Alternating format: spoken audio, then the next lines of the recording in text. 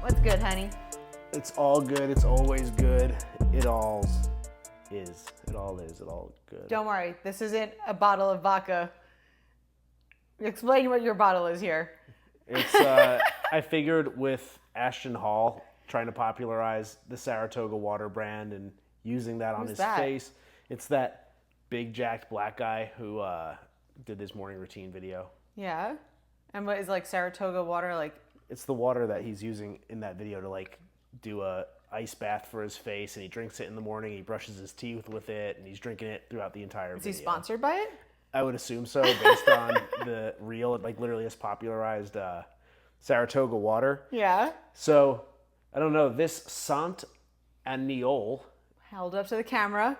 Sant Aniol. They have this over at Native, and I thought it was a cool looking bottle, and I've been buying it like almost every day and walking around the neighborhood with it, trying to get my own maybe sponsorship from Sant Aniol. But so far, in the last like handful of days that I've been drinking it, I've had, I don't know how many people go, "Are you drinking vodka? Are you drinking tequila? What is that?" Oh, yes. Like just walking around with a bottle that kind of looks like a premium tequila brand. It looks like it. To me, I said the other morning, it looks like something that would be like bubblegum flavored vodka or whatever, like the gross vodkas that we had growing up. It's just delicious natural mineral water, and I don't even know like where it's from. Product of Spain. Okay, there we go. Very nice. You'll see my morning routine with this soon, where I Looking for a sponsorship. wash my balls in it. Wash my face, wash my balls. Well, it's been a minute since we've been on. We've had a lot of things, and it's been, I would say, a ton of fun. And I want to give a little shout out to you to start. You've started your Stoic Sundays. Yeah, I guess And at that's this one of the point- bigger things that's happened. Well, I guess not really. Huh? That's like one of the most medium things that's happened in the last couple Medium, weeks. but it's like a big thing for Yeah. sure. I know, You've for sure. had, since the last episode, you've had two Sundays. Two Stoic Sundays. Yeah, my men's meditation group meeting every other Sunday at this point at noon. I really wanted to start something that was really like low effort for me personally, but really low effort for anybody involved, meaning like you just kind of show up, you know when it is, you know where it is. There's no entry level, no like entry fee or barrier to entry whatsoever. Like you just come and go as you please and not really have to think all that much of it. Where we come together, we meditate, and we, have a little bit of like a guys discussion, a little dude chat about like various Stoic principles. Like the first week we did peace was the topic. When do you feel the most peaceful? Where do you feel the most peaceful? What brings you peace? Also, like, what would we consider to be the opposite of peace? What doesn't bring us peace? When do we feel the least peaceful? So a little conversation around that. And then yesterday's topic, the second Stoic Sunday, was power. So that was the topic there. Like, again, when do we feel our most powerful? When do we feel our most powerless?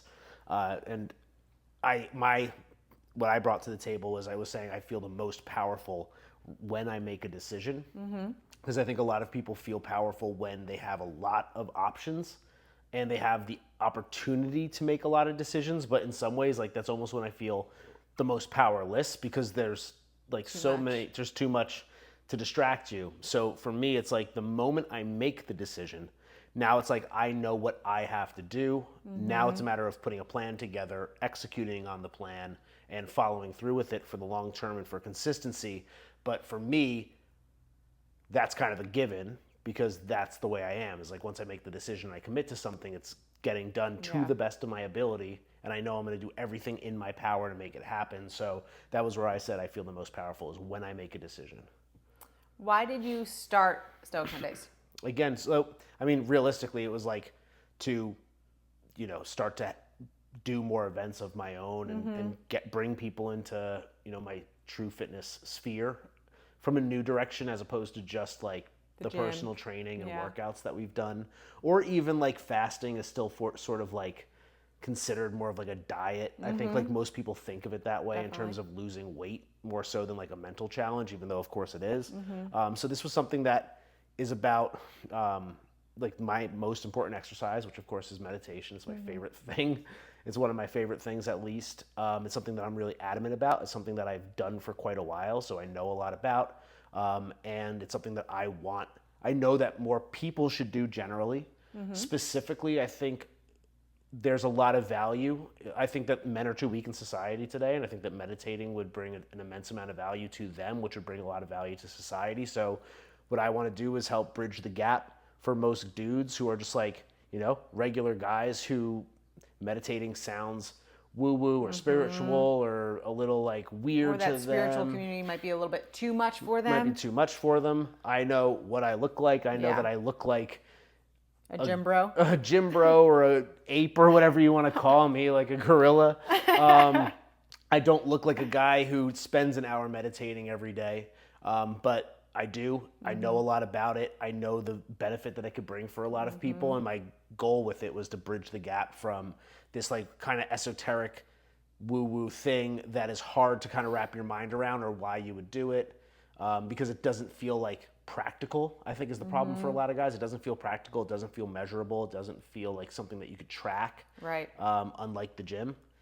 But in bridging the gap for them, where I bring a sense of grounded reality to it, where it's like, no, this is how it's going to help you every day get all the things that you think you're all the stuff you're chasing after every single day and spending all this time and worry and energy on. All of that stuff will naturally flow to you once you are grounded in your own sense of presence, your own sense of peace, your own power, and helping people kind of like reframe their understanding of meditation was the key, was my main goal there. But also, like, initially I said I was going to make it more of just like a one-time thing for a few of my friends to sort of like go, hey, here's how we meditate. Yeah. Here's what you should go do. Now go do it. But I think that I know that consistency is key with the process, and doing it regularly and making it a habit is critical to actually seeing the benefits of meditating, in the same way that you don't expect to get muscles after you work out once or even just for a week. Meditating takes time to really fully grasp to even understand what it's doing for you. It takes time. And once again, you can't measure it, so you can't really understand how you're getting better week to week. So giving guys an excuse, I guess, to meditate at least every so often was another reason why I like the bi-weekly pattern. I would do it more frequently if I had the availability and the bandwidth to do so. For the people that have shown up, is it been like a lot of their first times? Like, what have they said? Like, why did they want to like come to this? Yeah. Like, are you asking that for that feedback? So the first one we had like 7 or 8 guys, and then this one yesterday I think we had 9 or 10. So it's grown, and we had a handful of repeat people as well. And the cool thing is, like, it's not just friends of mine. There are like half of the room is usually friends, and then the other half is guys who I'm just meeting for the first time. So that's been cool. And for some of them, like, the reason why they joined is because like I asked them to, of course. But for the ones in particular, the ones who I don't know, they all have had different reasons, and a lot of them, they're saying like they've been grinding at a job regardless of what that is. Everything's different. We've had veterans, we've had attorneys. Actually, this last week we had 2 attorneys. Really? Did they work together, or was it just random? Random. Oh, wow. Totally random. We've had entrepreneurs, and they're all there saying, I've sort of realized I've sort of been like trapped in a spiral or a cycle over and over again. I'm putting all my energy into my career. I feel like don't really have a sense of maybe like what's next, or how to. A lot of them are just saying they're trying to like take a little bit more control over their life, or they're trying to build discipline. Yeah. But and not let life control them. Not let life control them, and kind of like pull away from that rat race, just even if it's for a moment, which is really what Stoicism like is about like understanding, controlling what you can control, and being comfortable with all the things that you can't control. And it just feels like that, like they're sort of saying a lot of like Stoic things, but if you read between the lines, it's basically like, I kind of don't know where I'm, what is next for me. Like, this has been going well, and I've kind of like accomplished what I thought I want to accomplish, but it's not as fulfilling as maybe I want it to be, or I don't really know how to grow from here, or I don't know what's next for me, or how to find that like sense of purpose or fulfillment. Yeah, it's like life is And again, happening to them. Yeah. Yeah. And like they're like in it and being like, holy shit, like what is actually happening around me? And I'm reading between the lines a lot when I say that. Yeah. And maybe like I'm also projecting because that's what I see like as maybe a former version of myself in some ways. And that's kind of like the target market that I'm going for when it comes to like my business, I think. If I had to like frame it that way, but that does seem to be the main reason why people are showing up, which is like, again, if that's true, then it's perfect. It's exactly like who should be meditating. And just like anything else, like even if it's like psychedelics, like, or even working out, you shouldn't do it unless you're ready for it. If you're not serious about it, you don't really want to do it, or like, you know, you're not going to be consistent, then like you'll come when you're ready. Yeah. That's why, like, I know that one of the things I've been thinking about is like, man, I really haven't even like texted many people about Stoic Sundays, except for the people that like I knew would A, like get value from it, B, like I've talked to about it before and like showed interest, etc. But I haven't like reached out to, I know you normally when you have an event, like you reach out to your entire network and tell them, hey, I'm doing this. And aside from like my Instagram posts and the meetup account, I really haven't done that because I don't want it to be a bunch of people that are just like there because like they feel obligated. Exactly. I want the people to come because they want to be there. And it was funny yesterday, like this younger guy showed up, and he's like, so like, how long have you been doing this? Because we've been meeting at the house here. Yeah. And he's like, how long have you been doing this? I'm like, this is our second one. He's like, oh, cool. I'm here before it was cool. And I was like, come on, man, this is cool. What are you talking about? It's cool right now, dude.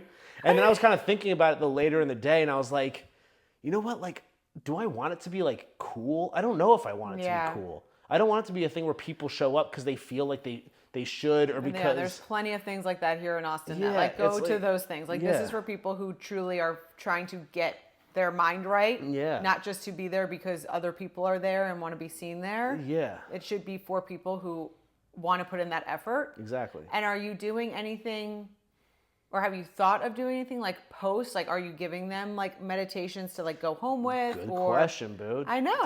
Did you have we talked about this? No, we haven't. That's why I wanted to know. So are you doing like how are we like, you're giving them the tool for like the 2 hours or an hour and a half, however long you're with them. But then how are you transitioning it to then 2 weeks from now when they're going to come back to you? Yeah. So a few things. The first part is, just because I'm saying I don't want it to be cool, that doesn't mean I just want it to be just about meditation and then you go on your way. And I think that's where I've sort of fallen short the last two episodes, the last two sessions, is we start here and then we walk to the park, we do it, we're there for like maybe an hour or so, and then we walk back. So we're looking at like an hour and a half maybe total between everything, including like everybody. I start a little bit late because I'm waiting for people to show up here. Yeah. So, then like everybody gets back here and it's sort of like, well, this is my house and I have things to go do. Yeah. So I can't like host people here afterwards. So I think we're going to start at Desnudo, walk over to the park, and then we can wrap up at Desnudo. This way, if people do want to connect and hang out, have a coffee, talk, it doesn't feel like everybody has to get right back to their car or whatever. Yeah, for sure. Because I can even tell people are like reluctant to even like come back in the house. And yeah. I said like, hey, everybody's welcome back. I didn't want to like kick everybody out. Yeah. But I think that like that creates a little bit more friction than just like being at an outdoor picnic table place where everybody can just sort of like chill if they wanted to. So I say I don't want it to be like cool, but that doesn't mean I don't want people to connect and I don't want to build a community. For sure. I just want it to be the right people who want to get the right thing out of it. Yep. So that's number one. And then the second is, so I am creating a new, essentially like a lead magnet, I guess, but just a freebie that I'm offering, which are all my guided meditations, which again, I built out last year. And I'm really proud of those. It's something that I've always wanted to have, and I've had them now for several months. And I'm going to be giving those away for free, the audio and video recordings for them. Those will be available on my website and in my link tree. And after somebody RSVPs and shows up and attends, they're getting a thank you email, and it's got the link to the next one, and it has the guided Oh, awesome. recordings as well. Yeah. And anybody, again, right now could go to truefitnessatx.com or the link tree at my Instagram, and maybe I'll even put it in like the description here. Exactly, I'll remember. And you can get get all those meditations. You just put in your name and your email address. So now I have your contact information and I can market to you. Moving Well, forward. I mean, it's great. It's something that you're starting, and it's something that you're passionate about and that you love, and it's every other Sunday that you get to do it. And again, no, get to, not have to. Yeah, it's and, something you've created and and building a great community, and therefore could be like future clients potentially. And I'm starting a Stoic Sundays Telegram channel as well. Nice. So once you attend, I'm going to start taking better attendance with emails and phone numbers, and then you can get added to the Telegram chat. So this way we can kind of like continue to, discuss maybe an ongoing topic there. If somebody like thinks of something later in the week, because again, like meditation group, Marcus Aurelius, Stoic Sundays, all about like Stoic philosophy, meditations, Marcus Aurelius themed here, and his famous journal, which is a book now, is called Meditations. It's a meditation group, but as much as it's about meditating, it's also about like meditating on a topic, like I said, peace or power. So like our meditation is the guided meditation, but we're also like meditating on a topic for the week is the way I've sort of like my weird like play on word punny like philosophy on the whole thing. Yeah. Well, So yeah, that's Stoic Sundays. Please join, please. Yeah. I'd love to have you. well, I'm very proud of you for that, Thank you, baby. because it's something that you've created. It's really and fun. it's just like I didn't see it the 2 Sundays ago, but this past Sunday I was here and a couple people were showing up and I had to leave for something. But just seeing people coming and like you're like, yeah, I have like some random people signing up through this like meetup. Yeah. And you haven't had to really do, besides Instagram, like any type of marketing for it. Yeah, and it's been going really well. I honestly didn't expect more than a few people. So where I'm at right now with it is like right what I'd expect, and I'd love to see it grow. But like I said, I'm not in a rush. I just want to have it grow organically and have the people there that want to join. Awesome, honey. Cool. Thanks, I'm baby. proud of you. Thank you. Well, speaking of spiritual teachers, Yeah. I see you as a spiritual teacher and leader Well, for thank people. But That means a lot. yeah, well, I know. I want to be. That's I what know, am. and I said this when we were seeing him 2 weeks ago. We went for my birthday. We went and saw Eckhart Tolle, Yep. and that was a Christmas present from you this year. And him sitting on stage and he's speaking. But just to be clear, we thought it was Eckhart Tolle until they started announcing yeah. his name at the show. So it's not Eckhart Tolle. I guess it's Eckhart Tolle. Totally, yeah. Which is I've seen him on shows and I've never heard the Eckhart Tolle, but sure, Yeah, maybe. So now I'm saying Eckhart Tolle because now I know how to pronounce his last name. But watching him up on stage and he's, my gosh, I mean, how old do you think that man is? He's old and he's got bad posture. He Well, looks yeah. frail. He's a very I think he has frail like guy. he has something going on with his back for sure. But he's sitting there and he's so soft spoken. He sat there for 2 hours and spoke about the power of now and the concept of there's no time, there's no future, there's no past. All there is right now. It's him, a chair, Then a little, table like little this. table next to him with a clock and a beautiful flower arrangement. Yeah. And he's just sitting there Yeah, like this. Hands. talking about now and presence and the clock. And it was And he's just- like, the clock is broken. We're like, he's like, I might go on for hours. He's like, but who knows what is time? Like Yeah. he kept he had like little puns Yeah, about time. I- It was cute. It was. I'm like. I was looking forward to it a lot, and like I was increasingly looking forward to it the more we were there. And when I was there, I will say I was fully present. Oh, for sure. Which, like, if there's a place to be present, it's got to be when you're watching Eckhart Tolle, who's all about presence. So I jokingly said I had my first Stoic Sundays, and I immediately followed it up with Stoic Monday because a lot of like what he refers to is all the same stuff that I was talking about the day before at Stoic Sundays. But what would you want to say about it? Sorry. I loved how like these grand ideas he is, and you have a really interesting point of view on this, how he's able to make it so digestible. Yeah. Because it is like big ideas. And when he's like, yeah, there's only now. Yeah. Why are you putting more into the future? Who cares about the past? Yeah, but he doesn't say it like that. He does it. He says it like this. That's right. He does say it like that. But he had this beautiful idea of a man just climbing up a mountain, and he's going and he's struggling and he just wants to get up there, and he gets to that top and he sees that sunset, and he has this moment and this feeling, like overcome, like this A feeling of awe. feeling of awe, this feeling of like, wow, look at this sunset. And he says that you don't have to climb necessarily that mountain, and you don't have to go and see that sunset. It's just like you can find that presence and that moment just by sitting like in stillness and like reflecting.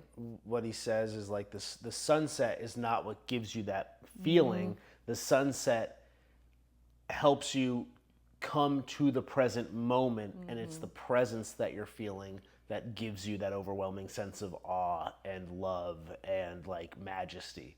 So and like that is it's not unlike what I was talking about. I'm not saying that I'm Eckhart Tolle, but I that's like very much aligned with like the same things that I was talking about the day before, and I talked about yesterday at Stoic Sunday. And he's again really fantastic at taking very like high level other like again esoteric, philosophical, abstract concepts that theoretically should be really difficult to wrap your mind around, like even the concept of presence. Like we're so trained to like in our day-to-day life, we are conditioned to literally only think about the past and the future. Not only are we designed to only think about the past and the future, but then society and the Matrix condition us to only care about those things even more. And what we're doing is every moment losing more and more sight throughout our like childhood into adulthood. We're losing more and more sight of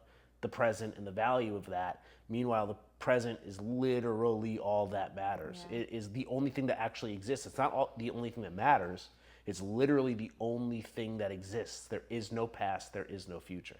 And he actually, interestingly, he wanted to go into that, and he actually paused on it because he knows that like even saying that there is no past and there is no future, that you have to backdoor people into that idea. You can't just say that because people go, what are you talking about? I had it yesterday and I should have it tomorrow. I have a calendar tomorrow. I have a to-do list for tomorrow at work. There's a Monday, a Tuesday, a Wednesday, and a Thursday. Exactly. And it's like, well, that's again like we've constructed that in our mind. Like that is, we experience it that way, but that's not the truth. There literally is only that present moment. Like that blows people's minds. So like he was gonna say it, and he was like, actually, we're not gonna go there. And then he like walked his way around it, and then like in the back door basically.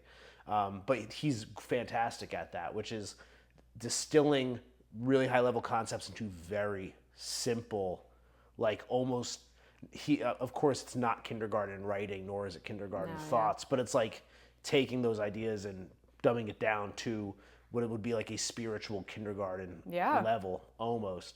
And I made the joke that like he actually talked about Tony Robbins. And he said it in a positive way. He had nothing but nice things to say about Tony Robbins, and apparently they've worked together. You know we love our Tony Robbins, so we got to bring him up. Big Tone. So, and I thought it was funny because you had said like the spiritual teacher thing about me, and somebody else had said it too. I had a couple people say it to me. Yeah, well, I mean, I was sitting there and like watching Maybe Julia him. also said something like that. Probably. But it was, I was like, well, like I love the idea of like being considered a spiritual teacher, but like I don't know if like that's right now. I don't know if like that can be my brand. Yeah. So like I was saying, I wanted to be somewhere between Eckhart Tolle and I said Andy Elliott, which if you don't know who Andy Elliott is, he's like this sales guy influencer who's like ripped. Can you like clip a photo of him maybe here, maybe I'll clip him here, but he's like this jacked guy who like basically teaches guys how to like sell cars at car dealerships, and he'll walk in and it'll be like, if you don't have a six-pack, then you fucking suck at selling. And he just like rails on these guys, and he doesn't hire dudes unless they have six-packs. And he's basically be like, how many cars you sell this month? The guy will be like, I sold 5 cars. Could you sell 30? I don't know. I don't think so. What if I told you your wife was going to die if you couldn't sell 30 cars? One car a day at $500 commission, you make $130,000 a year. Can you find 2 cars to sell in here? Raise your hand if you can. Hold on, but watch, see the slow hands? The slow hands is you have an identity that says this can't happen. Dude, you have to get past that. You have to get over that. The economy's not the problem. The customers aren't the problem. The dealership's not the problem. The interest rates aren't the problem. Negative equity isn't the problem. You're the freaking problem. Can you sell 30 now? Literally, like that's like one of the like early clips of his. He's come a long way, and he's a lot better now. God. It's that kind of like Instagram influencer, like intense masculine energy. And I said I want to be somewhere between Eckhart Tolle and Andy Elliott. And I said, who is that? That's Tony Robbins, Big baby. T. That is short Jack Tony Robbins. So perfect. That's who I'm on the track to be. Oh my God. Yeah. I can't. I'm like still thinking right now about the Andy Elliott clip. Sorry. Well, I put it in there. Oh man. Yeah, he has come out a long way, I guess, for sure. But yeah, anything else you want to say about? I don't know, do you? Eckhart I was Tolle? going to say that we saw Jordan Peterson last year, and I think like they're the only 2 things I can compare them to because they're just like sure. 2 brilliant people up there on Lecturing. stage lecturing, and they're not prepared. Interestingly, it sounds like they just kind of like talk and prophesize, I guess, or not. Or something's probably entering them Channeling. and That's channeling. really what they're doing. That's exactly what they're doing. They're channeling up there on stage for like 2 hours. I think Eckhart Tolle was 2 hours. Jordan Peterson was about an hour and a half or so. Yeah. Both brilliant, but both wildly different. Jordan, as I said, Eckhart Tolle has these really, really high level concepts, and he like cuts out a lot of the fat and distills it down to like really simple to understand like building blocks of these ideas so that you can start to wrap your mind around them. Meanwhile, Jordan Peterson is like a I guess like orchestra or a symphony of ideas, all kinds of ideas and examples and analogies. He's pulling from the Bible and he's quoting the Bible and myths. like not breaking, like not trying to dumb that down either. Not Like keeping not that trying to super- dumb it down. He's trying to bring it to the absolute highest Yes. level and using as many words as possible, as opposed to Eckhart Tolle, who uses as few words as possible. Jordan Peterson uses as many words as humanly possible. But like, and I would say that the topic of each lecture was wildly different, but it is all spiritual at the end of the day. And I would say like you're getting incredible information from 2 very different minds, but also very brilliant minds, and they're delivered in 2 totally different packages. So I'm looking, like a few years ago, the idea of like going to something like that, like probably wouldn't have even really crossed my mind. I probably wouldn't have even thought of it that much, but I would love to do more and more and more Oh, of those. for sure. I know. I don't know who next, but I mean, just keeping an eye open for who's coming through and like wanting to lecture. And then let's like compare it to this too, because like Tony Robbins is also in some ways like the same concept. He's up there lecturing, right? He's just getting you very engaged with it. And it's like a show. It's like a show, and it's like a performance. Again, high level psychological, which are ultimately like psychology is spirituality as far as I'm concerned. Dumbing those concepts down into like, as I say, like daytime TV, entertainment, easy to digest, like little morsels that then you can actually like, but then he also teaches you a way to like implement it in a meaningful way, at least right there on the spot, if not like moving forward more consistently. So 3 brilliant dudes doing a similar thing. But we know, here's the difference. We know Tony's not channeling though. He's got his bits down and he is His using stories. the same things over and over again. So it's not scripted, but not in the same way that the other 2 guys are. But they probably have their own bits too. I'm sure his like joke, like his joke about the time and the clock, like Eckhart Tolle's thing. I'm sure that there's like bits that they're doing. We just haven't seen enough of their performances. Exactly. Yeah, I think for me, one of my favorite takeaways from that was, because we're in the Long Center, so it's large venue, and it's completely silent, obviously, because it's just the one on the stage, so that there's no, except for people's cell phones. Like, who the fuck still keeps their phone like on full volume at like an event? Like, put your phone on vibrate. We were some of the youngest people in there. Oh yeah, but like I'm like, that was what? an old crowd. For sure. But I'm like, what is they're wrong with you? boomers. They Turn don't know your what they're doing. fucking phone off. Yeah, Put they it on. haven't figured it out yet. They're disrespectful. So disrespectful. So anyway, so it's completely silent in there besides him. And he, multiple times, he would just talk and he would say like, just let's sit in stillness. And it was like, you could hear a penny drop on the floor. And then he did it a couple of times. And I think towards the end he did it. And like, I had this overwhelming feeling of just like grounding. Yeah. Because there was no noise. It was, you truly just sat in that stillness and were able to like take it in and take in the information that you were given that day or that evening. And you can come to Stoic Sunday and sit with stillness with me. Yeah, but it was cool to be like amongst, I mean, how many people at that venue? Well, that's why. Well, I think genuinely, I believe that it's a matter of not only, I really mean this, like not only the fact that there's that many souls and that much consciousness at a single time sitting in stillness, that's important, but also like, to be fair, I was joking about like the boomers being disrespectful, like maybe not, but if you're going to an Eckhart Tolle lecture and spending however much money it is to go to the Eckhart Tolle lecture at the Long Center, it's not exactly like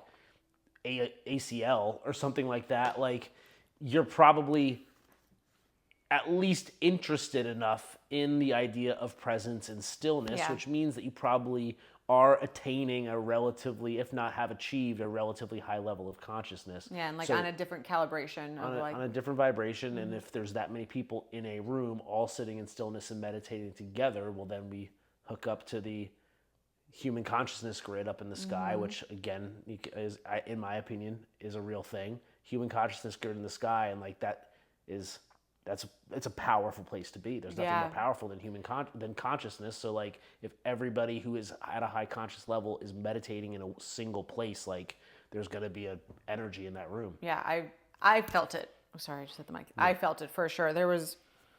I had this overwhelming feeling of just groundedness and I guess, like maybe like a oneness feeling. Yeah. It was a little emotional for like a quick second. Yeah.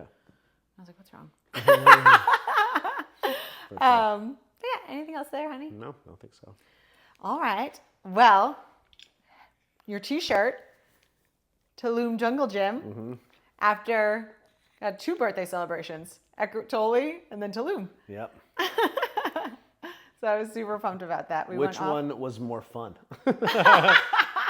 Well, both are definitely different. So Which one was sexier? Eckhart Tolle on the stage, whispering to me about presents. No, Tulum was definitely more fun, definitely sexier. Never been. I was super happy to go. Yeah.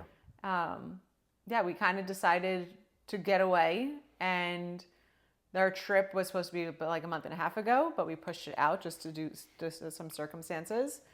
And it ended up being the weekend after my birthday. So I was like, fuck it. Like, here's a little birthday trip. Big birthday trip. Huh? Big birthday trip. Big birthday trip. Well, I mean, not a big birthday trip, a big birthday celebration. Yeah. It was an awesome time. I invited Julia. So Julia was with us, which was super fun. I called her and I basically like a few weeks before said, come on this trip with us. Yeah. Let's go. She's never been either, so it was really cool for all of us to be there, experiencing Tulum. Everyone does say like about Tulum, it's different. You're like, that's very spiritual. There's this energy and this vibe that's there. And I was like, oh, maybe. Like, I didn't know kind of what to expect. Yeah. I think I kind of went into it being like, is this going to be like run over by like Instagrammers and it's going to be like so Americanized? But I really did not feel that whatsoever. Did you? Yeah, I mean, I wouldn't. Like, did you feel it like really Americanized? I wouldn't say Americanized, but I would say that it was touristy. I'm sure like 10 years ago, I'm sure it was like very, very different. Yeah. And trust me, I'm not saying that I didn't love Tulum. I loved it. It was great. It was just the right amount of touristy, quite honestly, where it's like, if I'm going to a place like that, I want there to be stuff to do. I want to have good restaurants and cool bars and like the nightclubs and stuff. Like I want that stuff. So I'm not like, that is important to me. But I guess I would not say that it was as, like you said, spiritual or whatever. Like I didn't feel that as much. I could see why it would have been prior to maybe some of the touristiness moving in there. But I feel like this also depends on what you do. If you go down there and you're just going to like the yoga classes and cacao ceremonies, it had that flavor to it. Yeah, there was plenty of that, but at least in the areas that we were, I would say it felt more touristy than spiritual. But again, that's not right now for like the trip I was looking for, that's not a diss. That's like just the fact of like how I registered it. Yeah. Because it was a sick time. Like it's beautiful. The water is beautiful. Oh my gosh. Everything about it was beautiful. Like I love the jungle. Yeah. Of course, like I love the beach. Food was outstanding. We had just the right amount of like partying, relaxing, adventure, like all of that stuff, like food again, of course. Yeah. Didn't drink too much. I was very impressed, honestly, by the food. I was not expecting to have like stellar. We went to two like outrageously good restaurants. Like two of the best restaurants I've been to in a really long time. One of them was probably the best restaurant I've been to since Italy. Yeah. Like without question. And I don't know what else you want to say about that. Well, then we also went to the Tulum Jungle Gym. Yeah, got a workout in. There was, I guess, like one of the highlights was definitely like, again, if I'm talking about touristy, we went to Taboo Beach Club and we got this big teepee daybed on the beach, which was tons of fun, and it was just removed enough from like the chaos of the day club that like we got to feel that energy without being in it. Watch from a distance. Yeah, see it from a little bit of a distance. We had like an entire team of people like serving us throughout the course of the day, and we had like a minimum to hit, so we were getting food and drinks and hookah and all kinds of stuff. Bought jewelry from a cute little beach vendor. She came through and we're like, come over here, your stuff looks nice. Just like throwing money at the beach vendors for stuff. And just like dancing on the beach. It was just balling out. It was such a great day. So that was like, if I'm looking back at like what I remember about Tulum, I know that like those restaurants and like that day in particular are gonna like shine very bright for me. But like without question, the Tulum Jungle Gym was a special moment. It was a special moment for me. I've seen it so many times on Instagram and elsewhere, and I'm always like, that looks sick. I would love to do that, but for some reason I never like made it even like a mission of mine to go. I was like, maybe someday I'll get there. I would love it. And I also just like, for some reason, I assumed that maybe it was like harder to get into, or you had to be a member, or you needed to like. I thought the exact same thing. I was like, this is going to be like probably crowded. Or super crowded. Yeah, like that was the other like, thing. I was thinking it was probably a mess. Mm-hmm. But we showed up and it was like largely empty. Like it was I the think three there of was three us. other people in there with us. And again, I'll say like we went with Julia. Julia is the former Arnold Classic bikini champion. In all of bikini competition, there is one title higher than that, which would be Olympia. So like it's the number 2 credential in all of bikini competitions and all of like women's fitness, essentially, because like bikini is kind of like the pinnacle for that in my opinion. So like we get to go with her too, which is like pretty awesome. For like, sure. Because they have all these like famous like bodybuilders and stuff on the wall and fitness models, and it's kind of like, oh cool, like, and we're here like with one ourselves. And she was so happy to see, like, she's like, oh, so and so and so and so. Yeah. Like she like knew all of them. I was like, I don't know any of them, but I knew like one. And it's like a caveman gym. If you don't know what it is, again, maybe I'll clip something in here. I would say for sure. And personally, I didn't know. So like I knew of the Jungle Gym. I didn't know the like mascot was a gorilla. Show it. I mean, like, talk about you being in your element. Yeah. I walked in there. I was like, oh, this is gorilla themed. Like, all right. Yeah, it was like perfect. So it's like, if you haven't, it's like a caveman gym where the equipment is all like rocks and bamboo and The kettlebells are like wood. are they're like wood. logs. Yeah, they're like logs with like handles on them. The dumbbells are basically like logs, more or less. And like your weights are bags of rocks that you have to drop into the basket. So I grew up Italian, proud Italian boy from New Jersey. I grew up loving that culture. I grew up loving the food, but I've never been to Italy, at least not till last summer. And even having never been to Italy before, when I showed up on Italian soil, I was like, oh, this is home. This is where I belong. I'm home. Yeah, it felt like home even though I'd never been there before. There was like something about it. And when I walked into the Tulum jungle gym, especially when I saw that gorilla statue, I was like, you definitely have to put that clip in. I was like, I'm home. This is for me. This is where I belong. You guys can go back home. I'm going to stay right here. I felt like Tarzan returning to like the jungle or something. I was like, no, you guys go back to society. I think this is where I belong. Yeah. And we didn't really even do like a real workout. We really just like fucked around and like threw some bags of rocks and things around and just started like messing. I was like putting you in a basket, and then you guys both put me in a basket. Oh yeah, I forgot about that. Yeah, we rode you. Like there was it was like a playground more than an actual gym. And I mean, there were even some dumbbells that were so big, like you said, it's like pieces of wood. Yeah, they're like comically sized. They were huge. That like Julie and I, we were taking like photos and videos together, and we were doing like a sumo squat.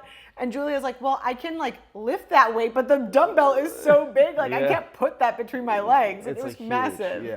Yeah. But then we were like, we had so much fun. We were taking videos of like us working out. But like you could get a real workout in there, but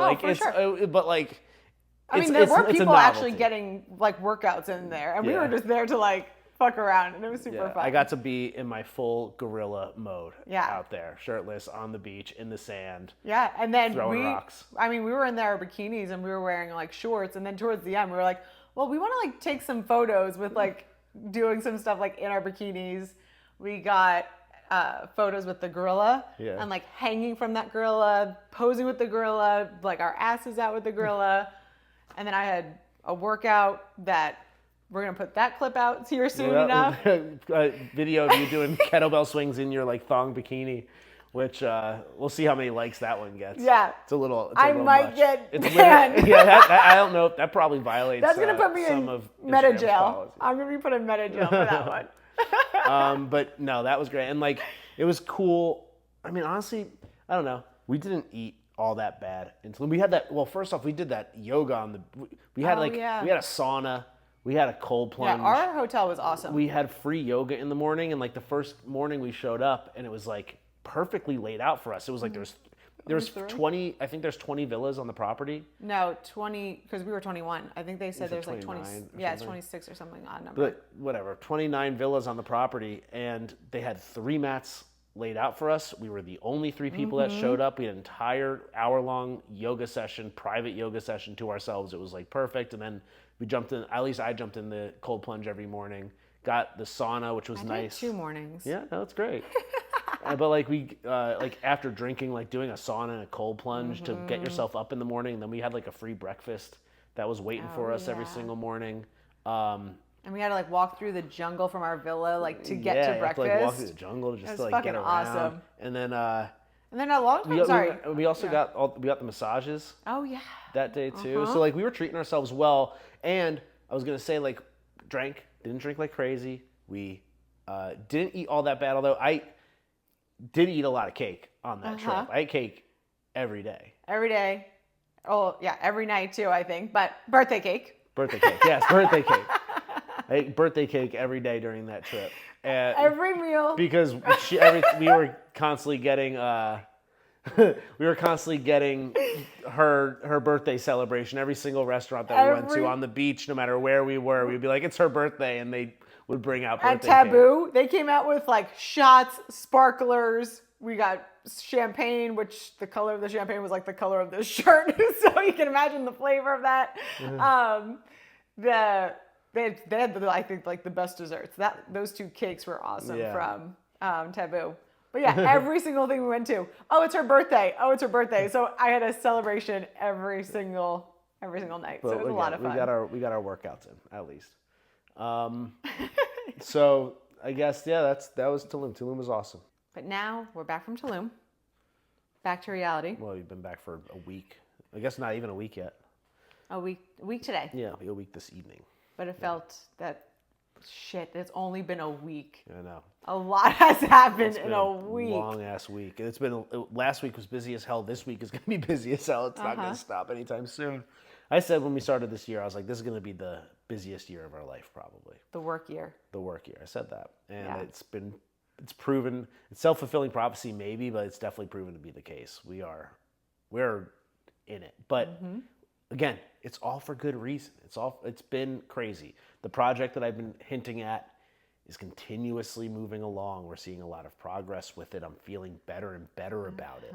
In fact, like the more work I do on it, the less obstacles I'm seeing to making it a reality, and I'm only seeing like more and more runway and road.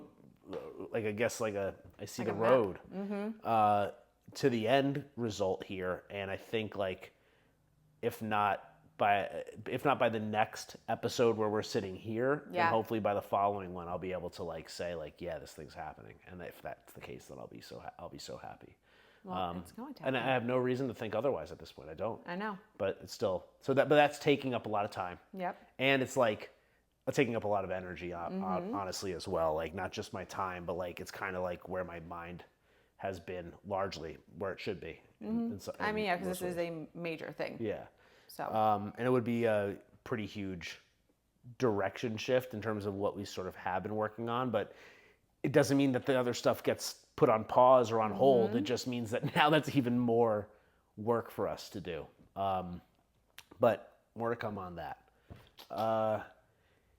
And I had a new client that I started with last week, who is a friend of mine.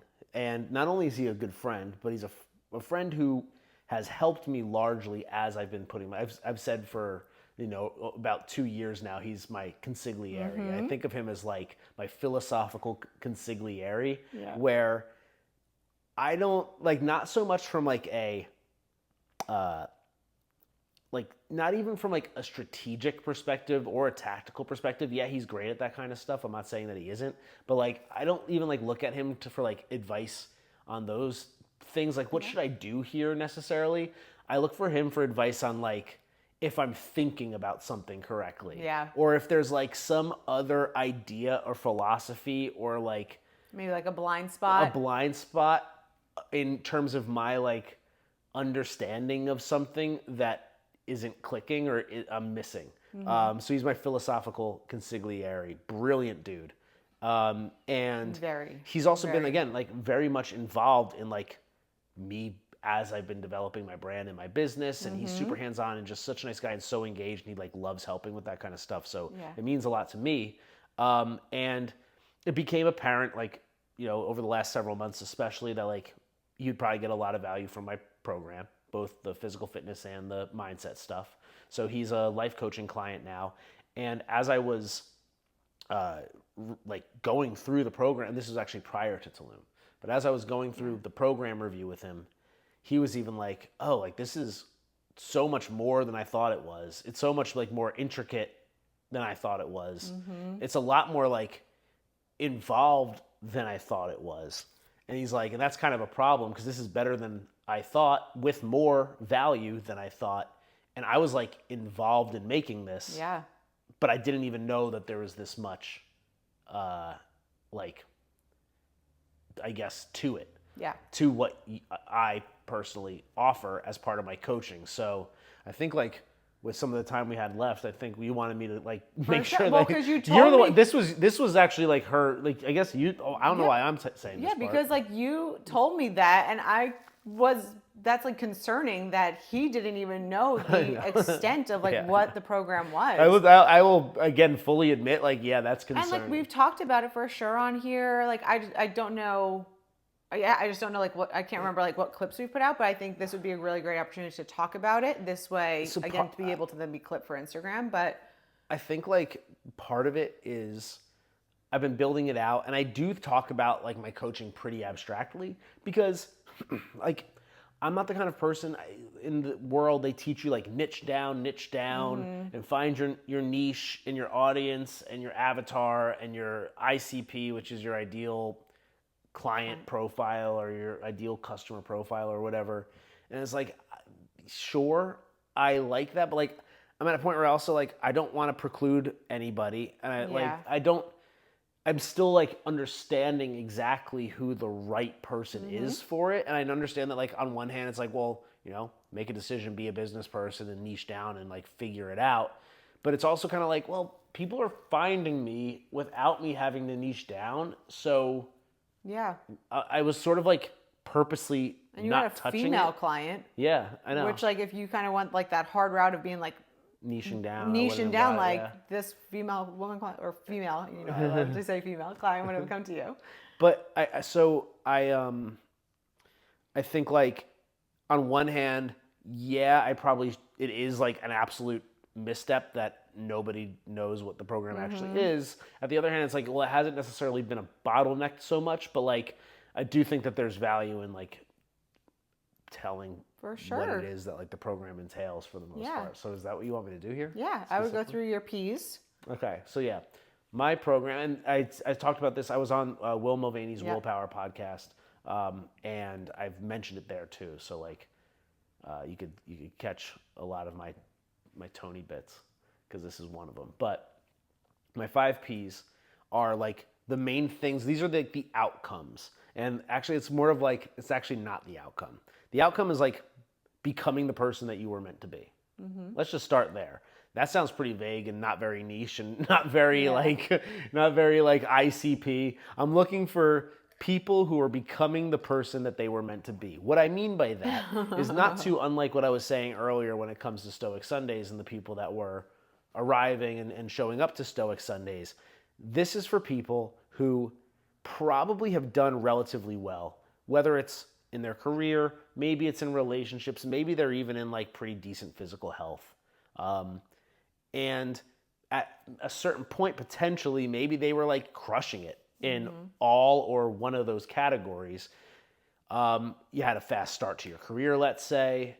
You made good money. You saw a path for yourself in your career. You saw some good early upward trajectory. But as time has gone on, you've started to notice that maybe like it's not all it's cracked up to be. Again, maybe I'm projecting here. It's not all it's cracked up to be. There's more that we can get out of life. Maybe you're realizing like today wasn't that fun. Yesterday wasn't all that much fun. The only fun I had this week was like Saturday night when I was out, and the rest of like the other 6 days of my life like were just sort of like there. And I felt like I was just waiting for the next Saturday. That's like one example. Or like I went on vacation, I went to Tulum and I had the time of my life, and it was like absolutely terribly miserable coming back. I was depressed for a few days. I realized like I need to do more of the things that actually make me happy and less of the things that don't. But then you go, but I have to make money. I need to, stick with the thing that's been at least paying my bills and got me all the great things that I'm like happy about in my life and that I'm proud of.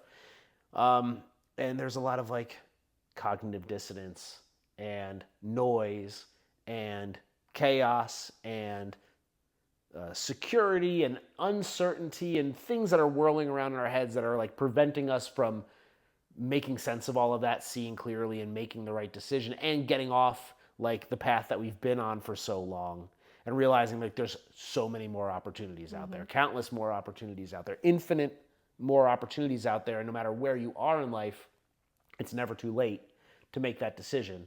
The point is you have to make the decision and then you got to stick to the decision and you got to go all in, because if you go half foot in, half like 1 foot in, 1 foot out, then it's like you're never going to get where you want to go.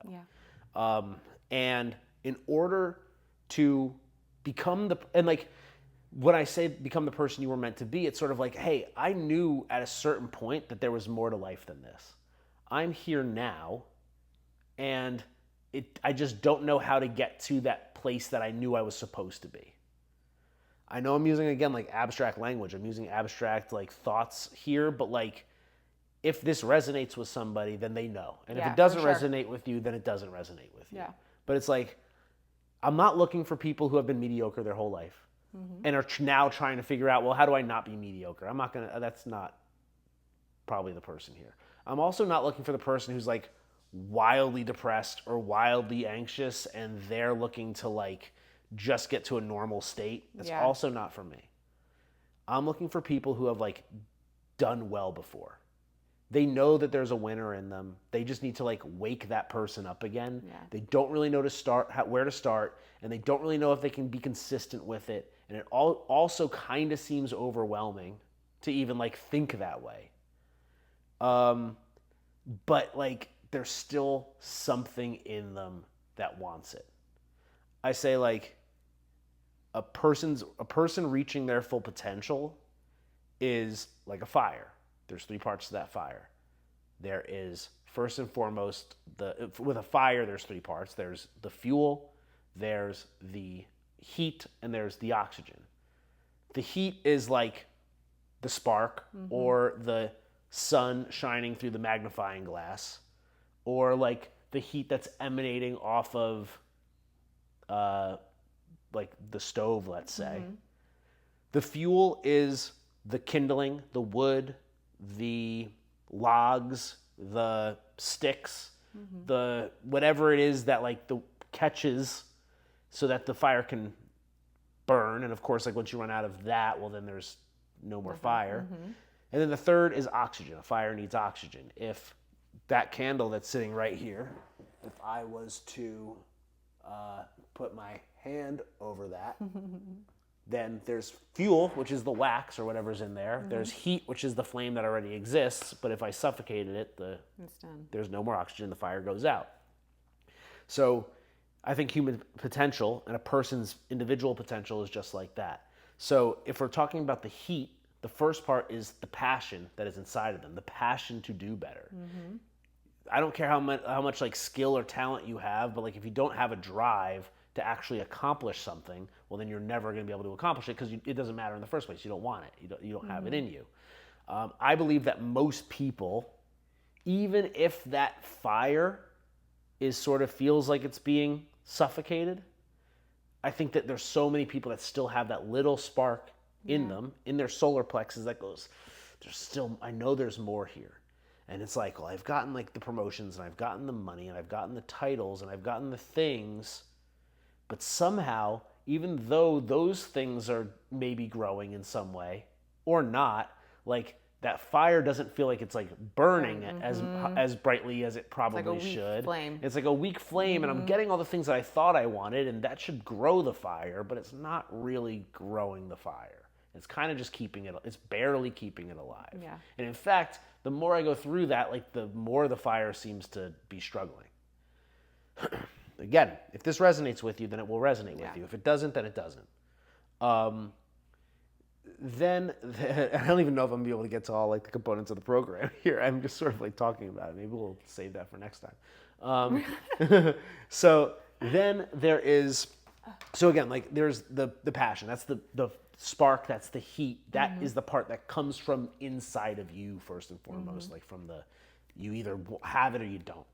And I think a point you made is you're not like taking on clients that have depression or other things going on. Like they are so far below, like their heat and their flame is so suffocated because they have so much to work through. Yeah.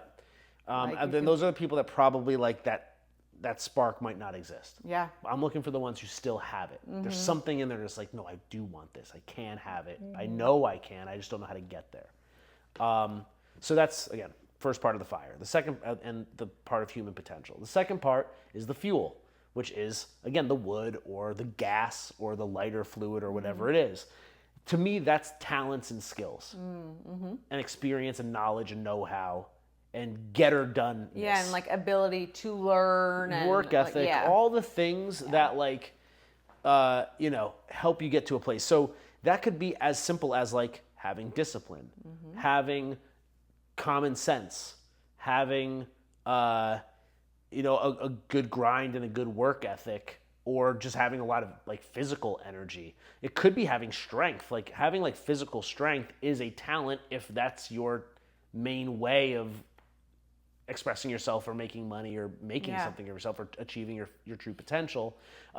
It could be like a talent, like let's say performing. It could be a particular like area of knowledge that you're specialized in. There's something there, the stuff that you possess that can create something of value to get you to where you want to be. All right. So I think most people have that, at least some spark. Mm-hmm. And I think most people would agree that they have some sort of talent or expertise or know-how.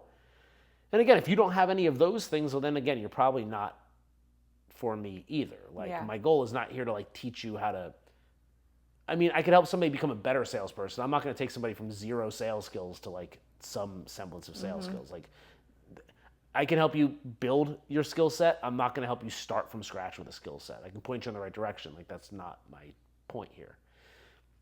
So if most people have the spark and the passion and the drive and the desire, and most people have the skills, which is the fuel, and the skills and talent and ability necessary to achieve something great, or at least to do something, then like, what is the oxygen part? What is the part that's missing that's suffocating the flame or suffocating the candle or suffocating their human potential? Mm-hmm.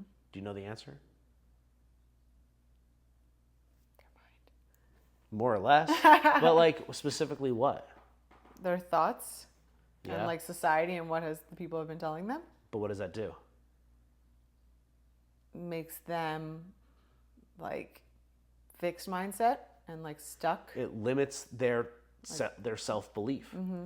And in my opinion, self-confidence, self-belief, belief in yourself is the oxygen that most people are missing in order to actually achieve the great things that they need. Mm-hmm. Because if you have the desire to do something and you have the skills to do something, no matter what that something is, then like the only reason you're not actually employing it in a meaningful way is because you don't believe in yourself well enough to commit to it for the long term. You're gonna talk yourself out of it, say no, I can't do that. Yep. For sure. You'll so come up like with a story. and that goes for anything. That can go for starting a business, that can go for asking a hot chick out, that can go for even like getting in the gym.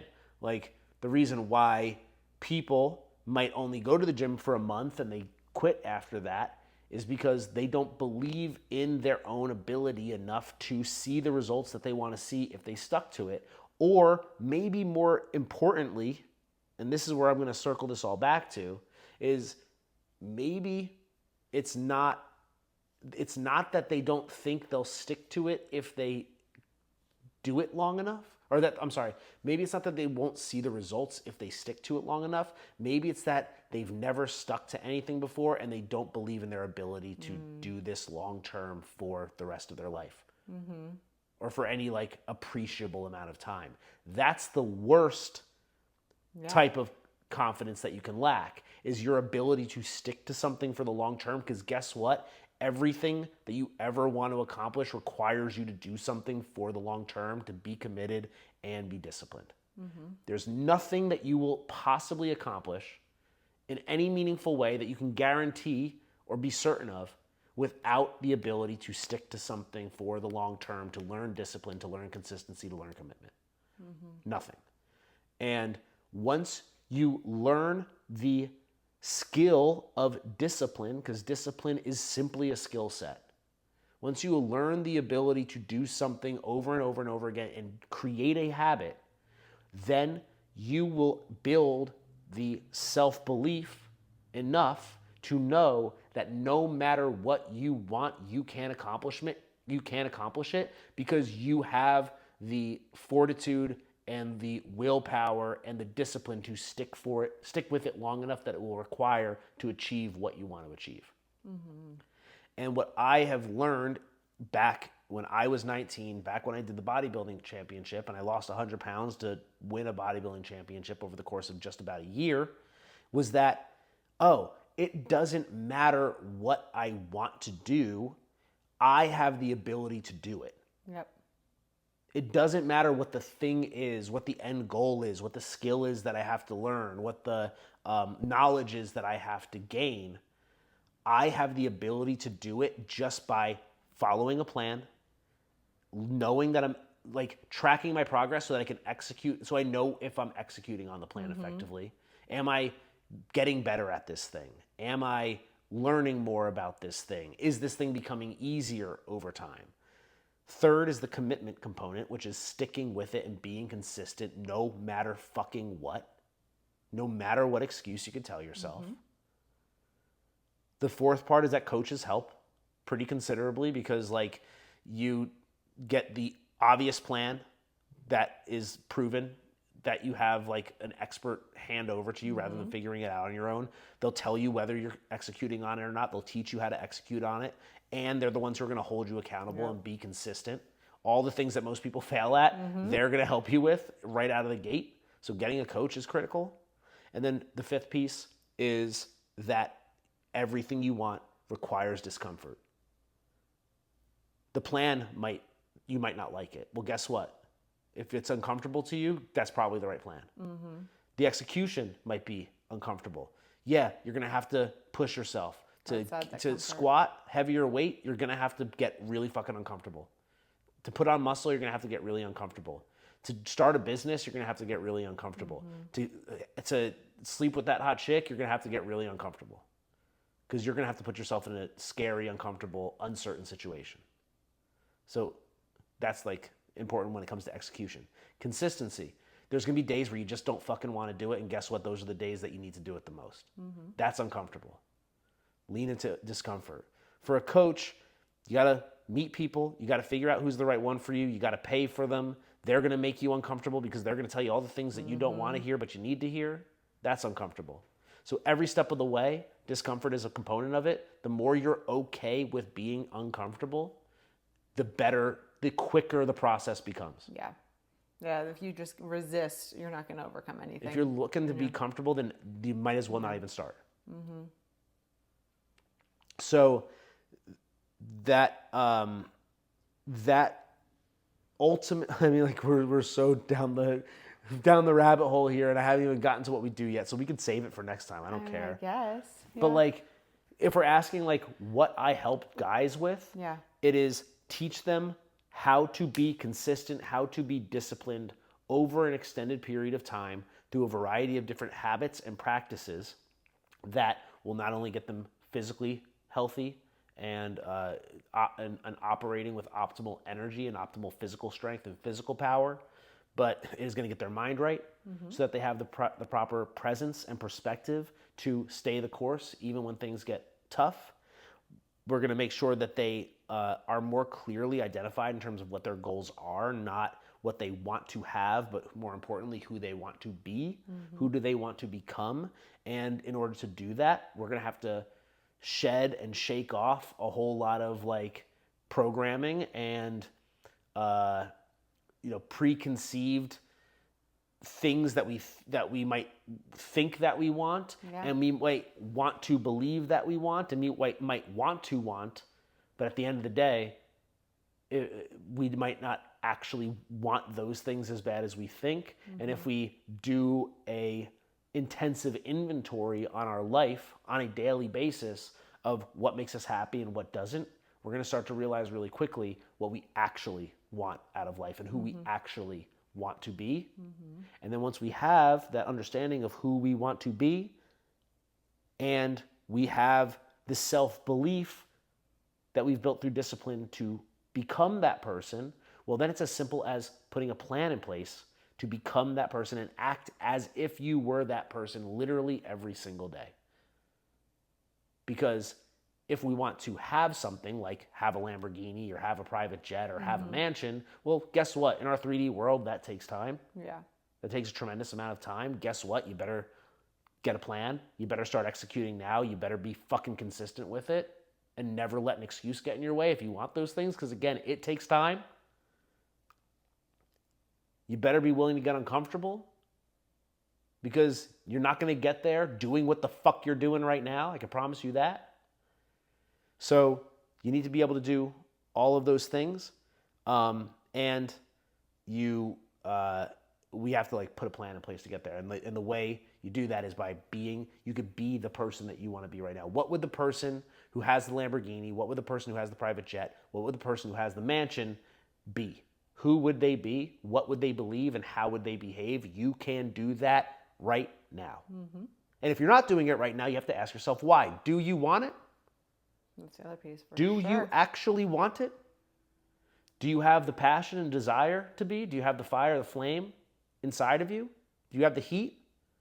You're saying you do. Do you have the skills, the talents to do it? You might be like, yeah, I'm good at something. Like you could be good at something and get it done. You don't have to be outstanding. You get outstanding by doing it. So like, what is the thing that you need? What is the talent you need? You got something in there, don't you? I think you do. You probably do. And if like you want something great and you don't have any kind of talent right now or any kind of experience or any kind of background, again, like better get working. But like you probably do. You probably have some idea of like what kind of value you bring to the world. So you have the fuel. Why haven't you done it yet? Because you don't have the self-belief. Self-belief comes from having a plan, having presence, having perspective, having purpose, and having a fucking plan in place to make it happen. And your physical fitness, your energy to do it. Because if you're coming home at the end of the day from your 9 to 5 or whatever it is, and you feel beat up, and you don't have the energy to get to the gym, you don't have the energy to meal prep, you don't have the energy to spend your time learning something new, building something new, working on your relationships, or working on your relationships, or at the very least exploring what other passions you actually have outside of your 9 to 5, outside of Netflix, and outside of like, I don't know, drinking beer or whatever it is. If you don't have the energy to do those things, well, we know where the bottleneck is. It's not the amount of time in the day. It's the amount of energy that you have. And once you have more self-belief, that will start to generate even more energy, more of that passion, more of that desire. That's the beautiful thing. It's a pinwheel. The more self-belief you have, the more desire you build. The more desire you build, the more you lean into the things that you're good at and the skills that you want to develop and the talents that you want to develop so that you get better at it. The more you do that, the more self-belief. The more self-belief, the more desire, the more action, which leads to, again, more talent, more self-belief, pinwheel. keeps on turning. Keeps on turning. Self-propelled. Self-propelled. And then you achieve your full self-actualized potential for whatever it is that you want. So we're going to pause there. And then on the next episode, I will discuss, I guess, more clearly what the components of the coaching program are when it comes to, again, physical fitness, presence, perspective, purpose, and planning. How was that? Good? Yeah, for sure. I mean, there's so much more we need to go into on that. So Sure. Till next time. Did that fire you the fuck up? I hope so. Did it help you find your Fire fire? me the fuck up. Cool. Cool, honey. That's all I got, Bo. That's all I got too. Cool. Let's go do some work. All right, yeah, we got some work to do. 8 o'clock, Monday night. It's the work year, Boo. It is. But guess what? But it's good stuff. It's all good stuff. It's real good It's stuff. all good. All right. See y'all. Bye.